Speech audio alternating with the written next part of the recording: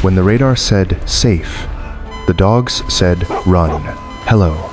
Today, I'm taking you into a story that feels real, where 4 K-9 dogs listened to the sky for us. The setting is the Philippine Sea, pre-dawn, on March 12, 2025, aboard the destroyer USS Westfall, DDG 164. While every screen still glowed green, the K-9 team, Ghost, Jet, Brindle, and Storm, together with Maon Maya Collins, sounded a simultaneous warning. They convinced Captain James Hale to authorize a partial abandoned ship, rushing sailors like Ava Carter, Corpsman Theo Price, and Chief Engineer Luis Ortega into rafts just moments before a sea-skimming missile arrived. The blast tore the night open, but quick decisions, steady, calm, and trust kept an entire crew alive.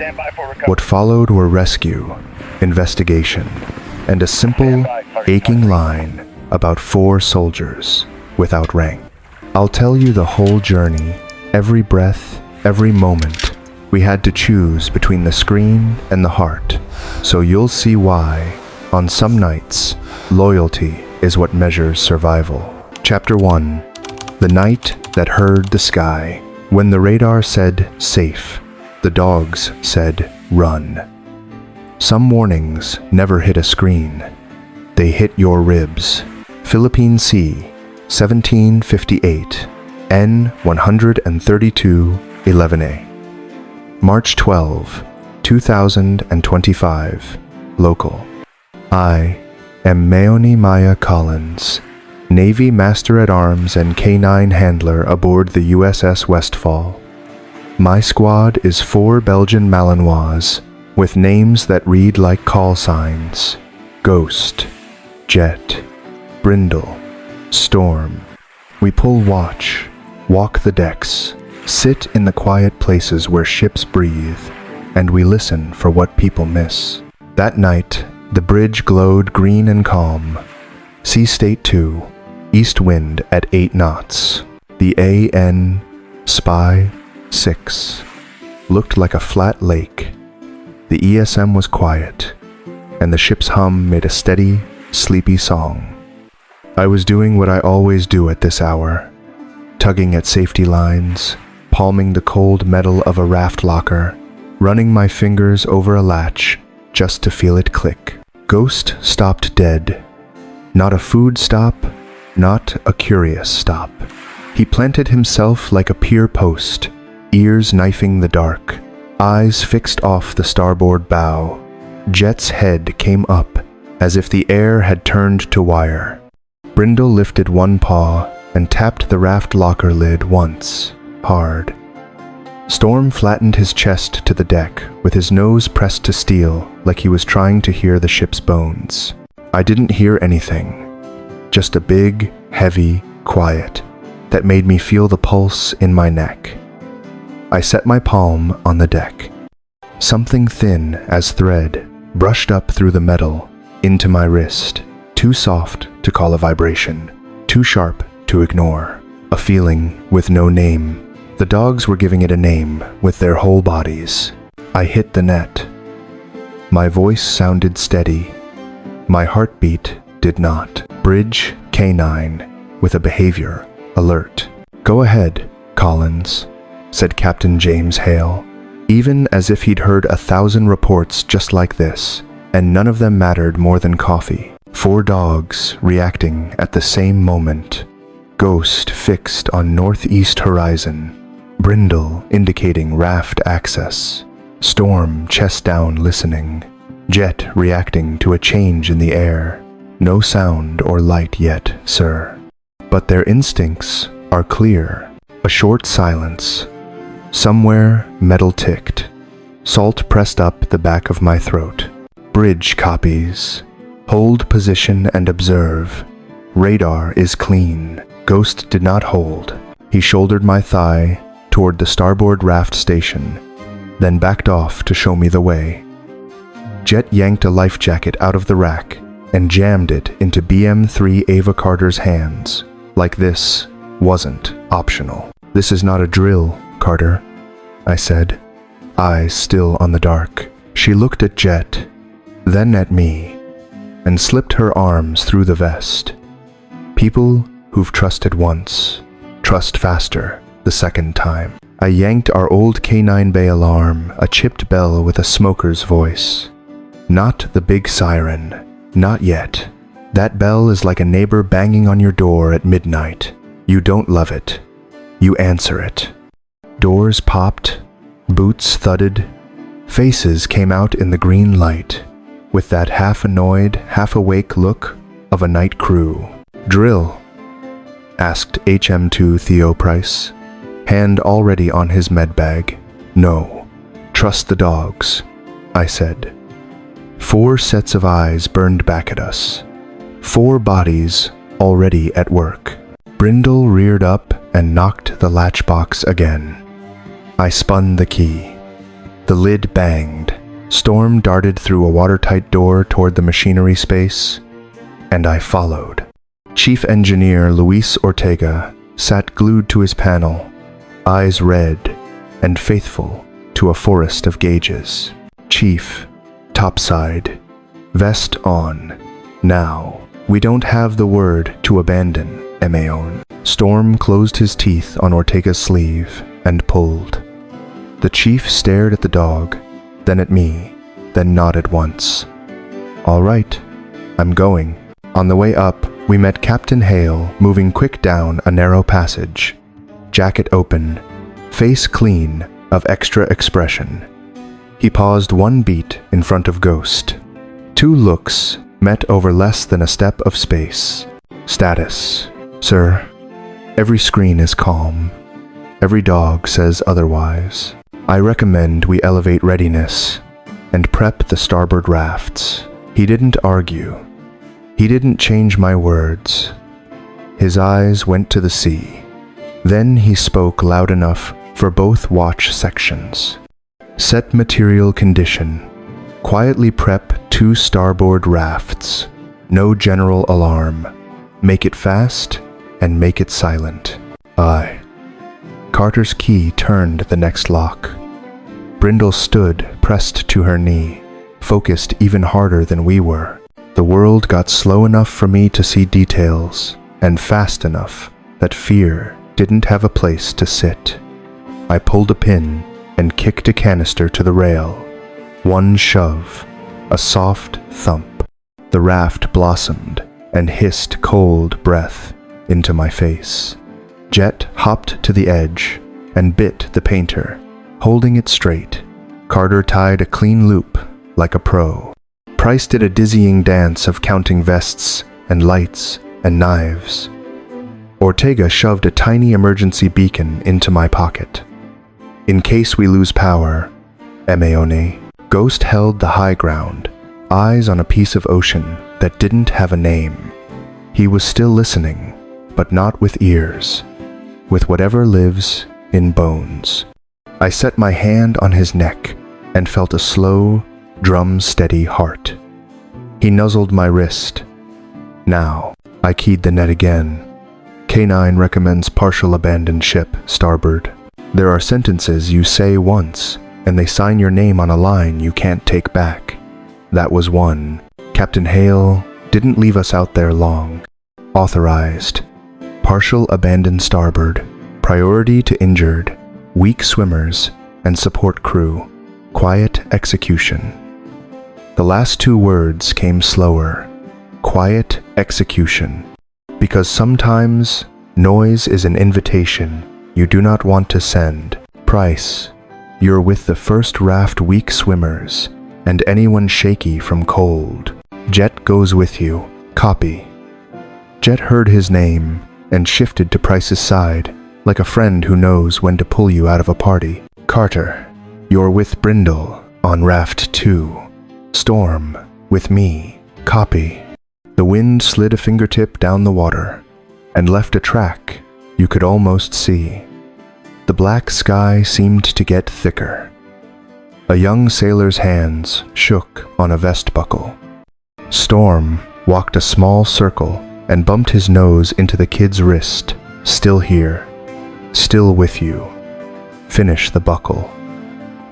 He finished it in one breath. I could hear my own breath held down like a lid. I thought about the hours we'd bled in training, shirts sticking to backs, the way Ghost finally let me palm his bullet-hard skull on a hot afternoon months ago. Jet who loves too large. Brindle who talks with work, not words. Storm who counts hearts. I thought about my mother in Pennsylvania, the light she keeps over the kitchen sink like a promise. The little things that keep a woman steady on a big ship, on a big sea, under a big dark. And I knew I didn't ring that bell because I'm braver than anyone. I rang it because I have 4 partners who can't lie. People began to go over the side. No screaming, no pushing.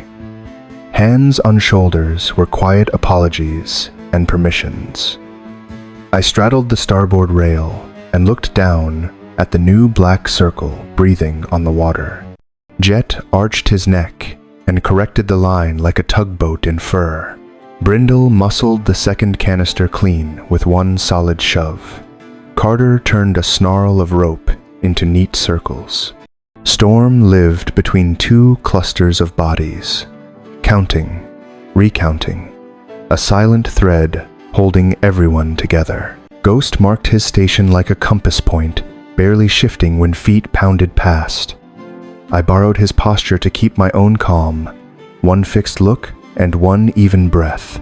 On the bridge, the captain stood tall, with one hand on steel and his eyes on a far piece of night. I could feel the question hanging in everyone's shoulders. Do we step off a ship when the radar says we don't have to? He turned and looked straight at us. The smallest nod. Keep going. A tiny crackle brushed the air, like a pin striking a palm. I don't know where it came from. Ghost did. He stamped 3 times next to my boot. 3 means now, not after another breath. I looked to the captain. He didn't need my second ask. Begin, disembark. First group to raft 1. Second group, hold spacing. Don't look back. Ghost slid left to make room for legs over the rail. Jet led the first cluster into the water, a short, confident swim. Brindle took a small sailor in his lee to shade him from spray. Storm moved last for the group, head on a swivel, tallying faces without numbers. Each head that broke the surface, only then would he leave it behind. Ortega slapped Storm's neck with a laugh that sounded like a prayer. I'm gone, my own. Storm licked his wrist once, like a handshake. I checked my knots, rechecked my pins. My hands shook, but my head got sharp. The next right act, and the next, before fear finds me. Up above, the sky kept its mouth shut. Down here, we chose to stand with the warning no one else could see. Chapter 2. When a decision has to outrun a blast. Philippine Sea, 1758 N, 132°, 11 E. March 12, 2025. The air changed its smell. It got a bitter edge, like someone struck a match far away and the flame ran on top of the water. The sound came late. It wasn't wind. It was a long, tight whining like a cable about to snap something carving the low air where our systems look worst. Ortega's knuckles went white on a rail. Carter yanked her helmet down a touch. Ghost rumbled deep enough. I felt it more than heard it. Jet sprang up to the rail and stared into the black. Brindle paced the gap between rafts, checking spacing. Storm threaded through people, keeping them a single moving thing instead of a collection of scared ones. The captain lifted a finger toward a very small slice of nothing. Now. He didn't shout. He said it like he gives orders for coffee. That calm is why people obey. We jumped. People think the jump is hard. It isn't. Leaving is. Letting go of deck steel that has always held. Letting go of the faith that if it matters, the screen will tell you. Letting go of the lie that control is safety. My feet left the rail and the world took me in two pieces. Half a breath of weightlessness, and then a wall of cold. I went under. My ears rang glass. I clawed up, bit a mouthful of air like stealing it from someone else. Jet was already there. He had his teeth in Price's vest strap and was towing like a tow line had grown fur. Brindle put his shoulder behind Carter, driving her up and over the raft's wet lip, the way a strong brother boosts a younger one over a fence. Storm spun tight circles, counting heads the way a good dog does, 1, 2, 3. And if a number was missing, he would have gone diving without asking. I turned for Ghost. He broke surface next to me, water streaming off his mask of a face. He looked at me once, and then at the ship. I knew he wanted another pass. I hooked his collar and pulled an inch. No, we save the living we can touch first. He tucked closer and swam with me. His choice made mine stronger. Light hit before sound. The world to starboard went white, not fireworks, white, knife, white. The Westfall took the punch midships. The shock shoved the rafts back and pressed my ribs with an invisible hand that had no mercy and no anger, only weight. The bang rode in late and flat, so heavy it made the night feel thin. Voices counted. Metal screamed. My own heart went to a sprint and forgot to ask permission. I made the nearest raft. A hand jammed down, snagged my shoulder, and yanked. Carter. She didn't say a word. She slammed my vest strap to say later.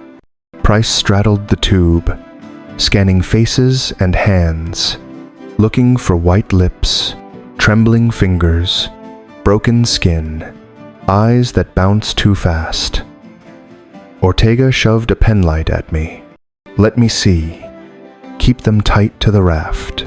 Ghost landed square inside the circle, turned, and fixed himself on the outside world again. He would not sit safe while anyone else wasn't. Jet finished a tow, dumped Price into our waiting arms, and went back for more. His back cut a clean line through the water, like a compass needle. Brindle planted himself as a windbreak at the edge, taking spray so it hit him first. Storm crawled half out to clamp his teeth on a young sailor's wrist and pull him in when fear had locked the kid's knees. We tied a life out of rope.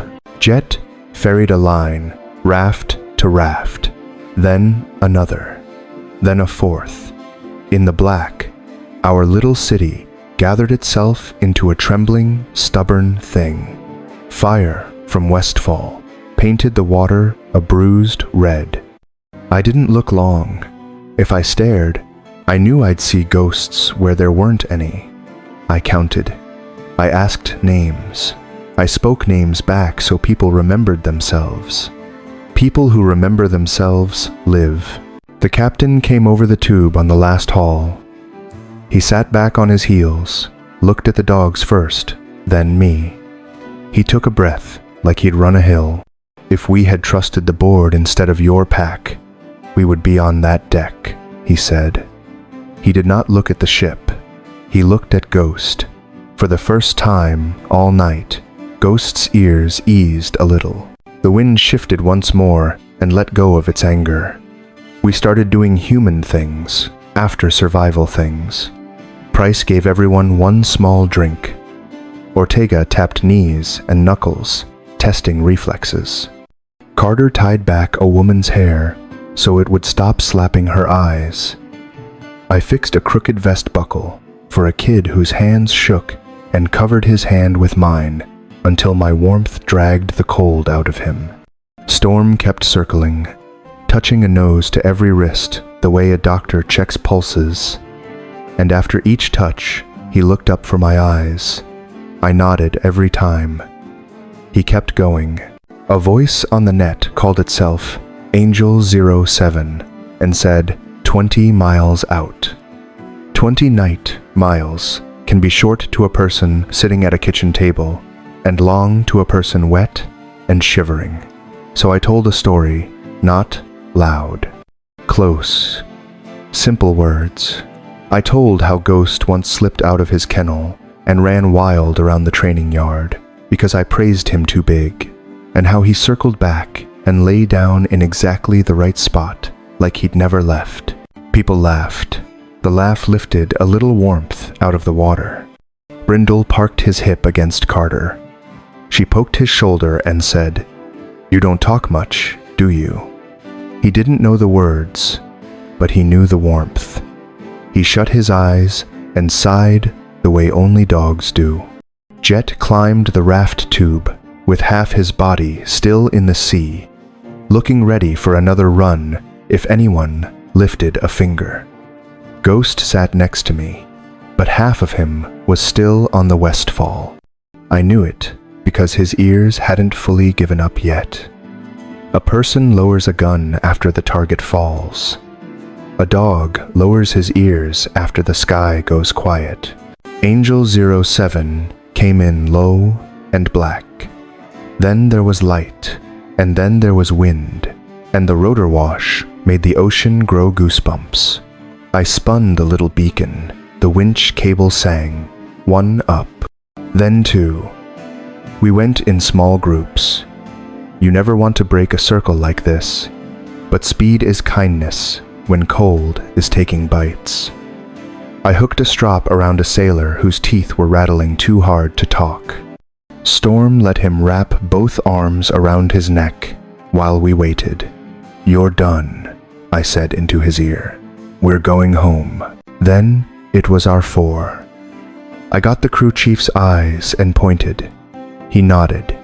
Storm went first. It's hard to ask him to. He thinks he belongs last. But work is work, and he never argues with work. Brindle next, clean and quiet, like a craftsman putting away tools at the end of a shift. Jet jumped so eager, I had to tug him back half an inch while the crew chief got a hand on his harness.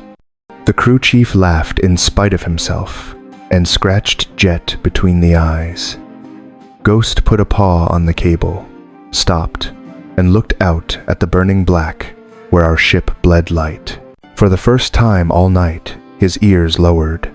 When everyone was hooked and the downwash slapped my face raw, I took Carter's hand. She squeezed like she meant it. I swept the rafts with one last look. No heads, no hands. All hours were accounted for. I gave the crew chief a thumbs up. The cable tightened. The sea slid away. The rafts shrank to toys. Smoke clung to our vests like a stamp that would never wash out. In the helicopter, someone asked the question rescue crews always ask. Who made the first call? The captain pointed at 4 wet shapes puddled at my boots. 4 soldiers without rank, he said. Like he was writing a line he wanted grandchildren to read in 30 years.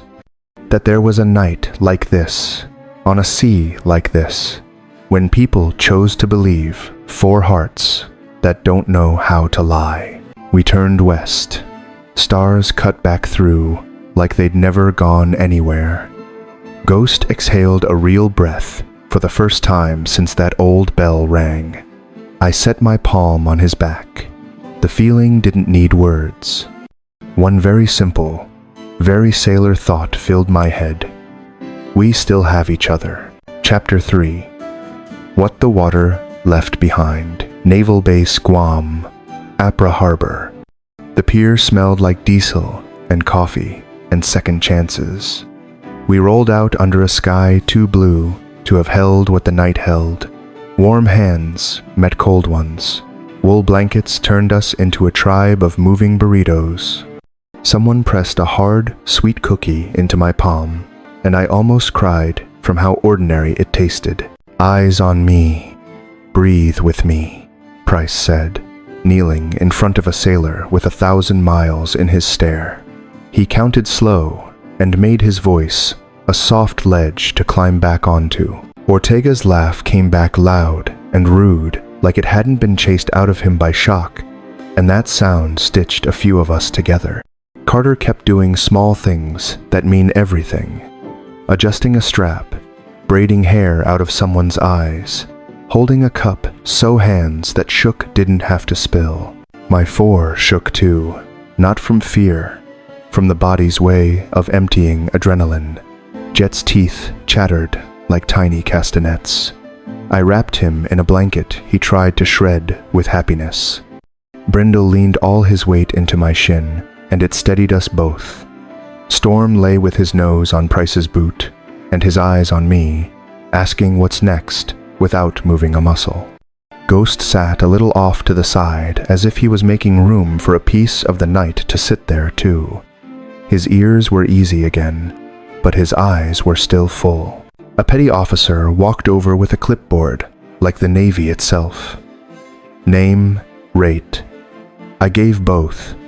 "And those?" he asked, nodding at my dogs. "Ghost, Jet, Brindle, Storm," I said, pointing in a circle. "They're my team." He looked at them, then at me, and his official face softened at the corners. "They're everybody's team today." I wanted to call my mother. I wanted to say nothing and hear her breathe. I wanted to tell her about a bell and a plank of black ocean and 4 dogs who knew a thing a computer didn't. I wanted to ask her how you hold a night like that and still remember to buy milk. Instead, I took the phone they handed me and said what the book tells you to say. "I'm safe. We're being looked after. I love you," she said. I knew. In that way mothers do when knowing isn't facts. It's a thread that runs through years and never snaps. By afternoon, supervisors in clean uniforms and kind faces asked us to sit in a room that had the right number of chairs for the survivors and the wrong number for the ship that wasn't here. They said words like low flyer and clutter and horizon. They didn't say how it felt when a decision puts you on one side of a line with the living. They looked at me when they got to the part about the first cue. "Tell us what you noticed," a commander said, voice gentle. "I didn't," I answered, and their pens paused. "Not first." They did. I put my hand on Ghost's shoulders and felt Storm touch my boot. I told them about 1 paw on a raft locker and 3 stamps on steel, about noses pressed to deck and eyes that looked farther than mine, about an old bell and why we rang it. I kept the words small and close. They wrote it down the way people write down a recipe they don't cook yet but want to keep. That evening, warm light pooled under the eaves of a low building, and someone started a pot of soup. Hunger came back, like a friend you thought moved away. We sat in circles on the floor because chairs felt too upright. People told little pieces of the night, never the whole. A hand gesture here, a laugh there, a silence that needed a shoulder to lean on. The story felt like a net we were mending together with knots you tie by feel. Carter reached out and tapped Jet between the eyes. "You did good, rookie," she said. Jet snorted and fell asleep mid-praise, the way only the truly tired and the truly safe can. Ortega scratched Brindle's chest and muttered, "You're the quiet kind of hero, huh?" Brindle closed his eyes like a man who finally gets to close the shop door. Price set his palm on Storm's head and called him Doc. Ghost didn't seek a hand. He watched the door and the world past it. There are guardians who are relaxed, And there are guardians who place themselves where the air touches the threshold and say, if anything comes in, it meets me first. Guam, 1327. N144, 39E. March 13, 2025. They asked us to speak to the new watch section. Not a lecture, a talk. Big room, bigger eyes. I don't like microphones. I like faces. I kept it simple. I'm supposed to tell you what saved us, I said, one hand resting on Ghost, just to keep myself honest. I could say training. We needed that. I could say procedures. We needed those too. But first, it was trust. We trusted our pack. Then we trusted each other. We moved before we had the picture, because the people who move live long enough to see it. I told them about leaving being harder than jumping, about calling people by their names so they remember the person inside the panic, about a stubborn, quiet man named Ortega shoving a tiny light into my pocket, and how sometimes that's the thing that gets you found. I told them the joke of the night. It's always a surprise what makes people laugh after they've cried. The room relaxed in a long, slow breath. You could feel shoulders drop like anchors finding bottom. A young sailor raised his hand with the bravery of someone who didn't want to raise his hand at all. "What if I'm scared?" he asked. I didn't dress it up. "You will be," I said. Fear isn't the enemy. It's the hand on your shoulder that says, hold on to something. Hold on to your training. Hold on to the person next to you. Hold on to the growl at your knee when your screen is quiet. After, out on the pier, a mechanic in grease-dark coveralls whistled softly. "They really heard it, huh?" he said, nodding at the dogs. "They heard something," I said. "Maybe the sky got thin. Maybe the sea told a secret.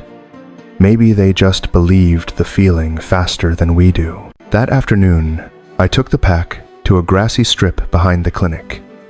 The sun was a bright coin dropped on the day. Jet chased it in his head, the way he chases any happy thing. Brindle laid down where the shade started and the sun ended.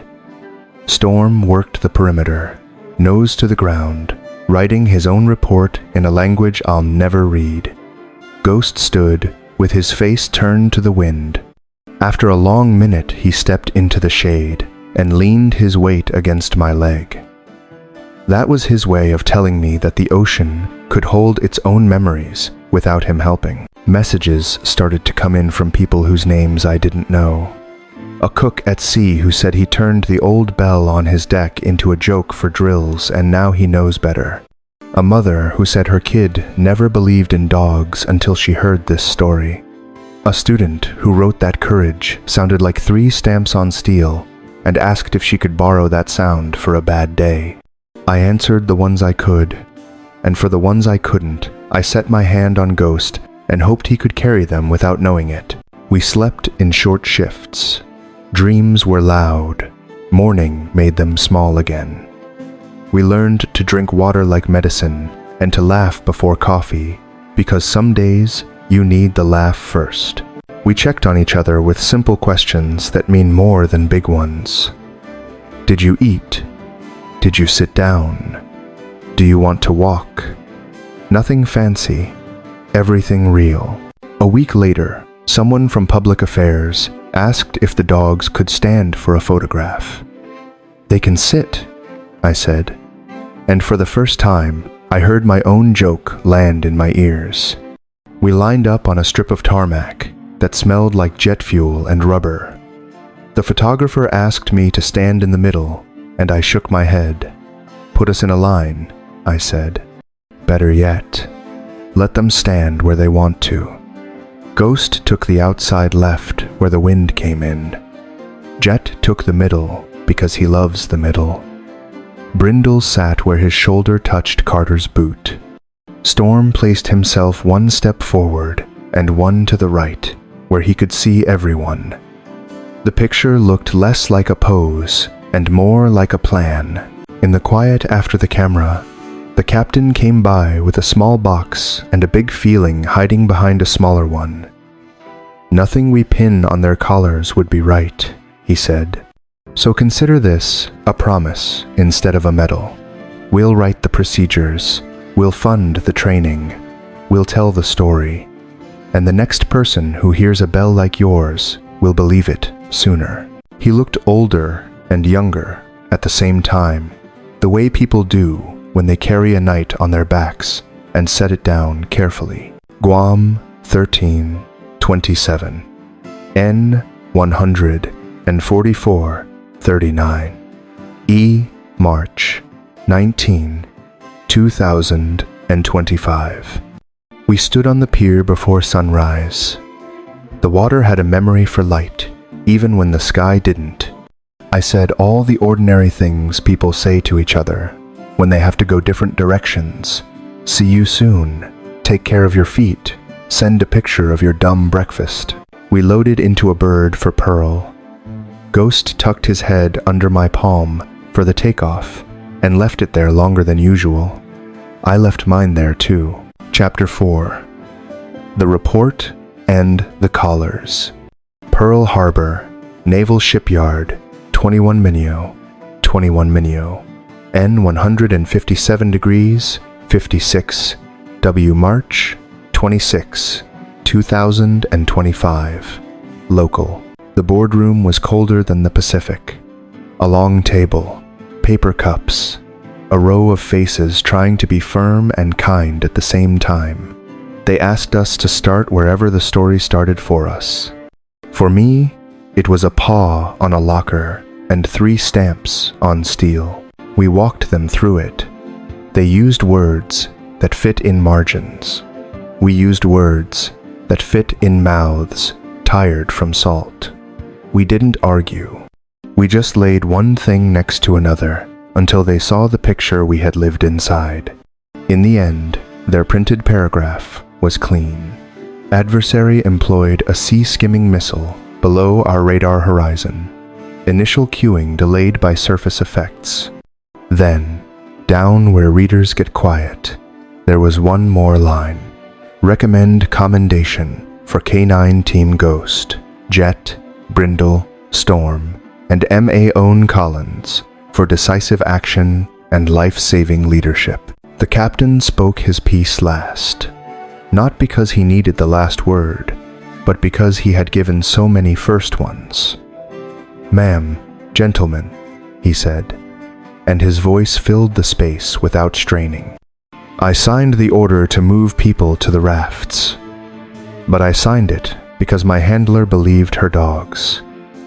If you need a line in the lessons learned, make one for trust. It's not a feeling, it's a skill. We will teach it." They asked me if I had anything to add. I looked down the long run of the table and out the window where the water pushed light back at the sky. "I do," I said. "It's small. In the moment when you have no data, pick a person, pick a team, and believe them long enough to get to the next right act. And if you're lucky enough to have 4 hearts like mine at your feet, listen when they tell you the sky is wrong." Outside, the sun did its thing on gray paint and chain. A chief I didn't know pressed a roll of tape into my palm, the way sailors do when you look like you might need to fix or label something that doesn't have a name yet. "You did good, Maone," he said, and his eyes were wet like mine. We went back to the kennel, which is where the Navy stores a lot of love it doesn't know what to call. I hung 4 salt-stiff collars on a hook by my locker. The edges were crusted white, where the ocean refused to leave us. I left them there on purpose. Some stains are a story choosing to stay. Phone calls found us. A voice from a school in Ohio asked if she could read our story to a room full of 13-year-olds who think bravery is a word people write under posters. A night shift nurse in San Diego wrote that she keeps a bell by her desk now, a tiny one, just to remind herself that sometimes you have to make noise when the screen is calm. A father from Maine said his son sleeps with a stuffed dog named Ghost, and that the boy now says good night to the sky, too, just in case it needs someone to listen. The pack still worked. We did patrols. We stood on quiet decks under honest stars. Storm counted. Brindle guarded the seam where water meets ship. Jet found joy in places joy doesn't usually live. Ghost learned to share the threshold with daylight again. He still checked the wind more than he used to. I let him. We'd earned that habit. On a Sunday that didn't feel like one, Carter and Price and Ortega came by a coffee shop outside the base with a porch that made strangers into neighbors. We sat with mugs between our hands like small campfires. We didn't say the night's name out loud. We didn't have to.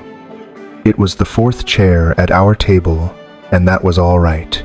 You ever think about the if? Carter asked quietly.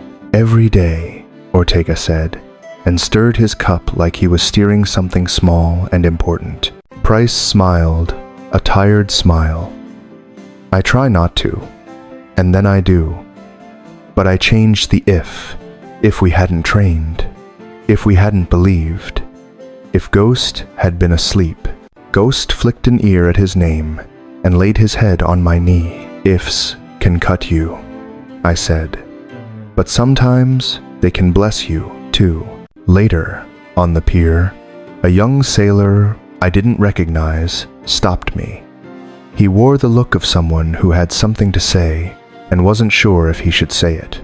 "Ma'am," he said, eyes on Ghost, because it's easier to stare at a dog than at a person when the thing you're carrying is heavy. I lost someone on another ship a long time ago. I wasn't there, but I carry it every day. I just wanted to tell you that your story put something down for me.